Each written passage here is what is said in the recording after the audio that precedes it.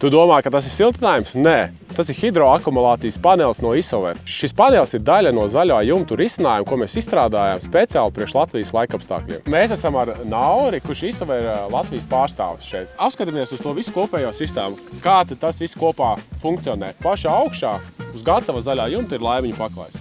Ok, tas ir tas zaļais paklājs. Tas ir zaļais, jā, viņš aug, viņam ir daudz dažādas sugas, viņš katrā sezonā zied citā krāsā, un tad zem tā nāk substrāts, kas tad iedod tos minerāļus un auglīgo augsni priekš laimiņa. Viņš viņā var izdīt saknes cauri un no viņa baroties ar vielām. Un tad būtiski ir zem tā paša substrāta ir Isover Flora, šis hidroakumulācijas panelis, kas tad pieņemsim pēc lielāka lietus, viņš uzsūta sevi mitrumu un pēc tam, kad nepieciešams, atdod atpakaļ augsnēji un laimiņiem. Es pareizi saprotu, ka lietus, kas tiek novadīts uz šo paneli, pēc tam viņš tiek izfiltrēts caur ģeotekstilu uz šo plasmasu. Jā, ģeotekstils šeit pilda funkciju, lai caur kādu spraugu substrāts netiek iekšā šajā drenāžas panelī un neaptur pēc tam to ūdens drenāžu. Drenāžai arī šeit ir nelieli caurumiņi, tādi, kas pie pārāk liela lietus lieko ūdeni novada uz noteku sistēmu.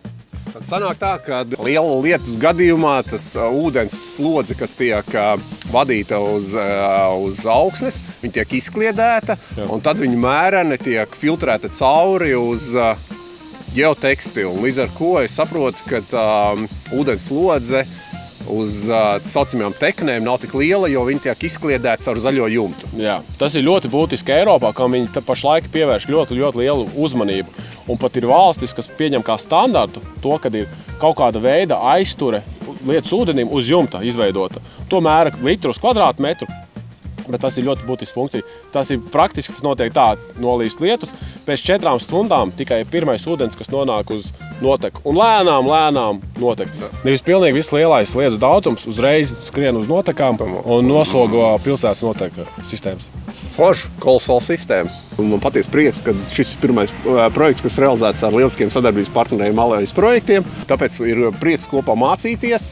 Alejas projekti ir daudz ko apgūši jaunu par zaļajiem jumtiem, un mēs kā materiāla ražotājs, kas arī ir integrēts siltumizolācija, jeb jau kā es esmu sadzirdējis, kā ūdens absorpcijas materiāls ir integrēts šajā sistēmā, ir patiesi prieks kopā mācīties, iet uz priekšu un veidot jaunus objektus un projektus. Paldies Nauri par visu informāciju, par jūsu materiālu, un tad jau tiekamies nākamajos projektos.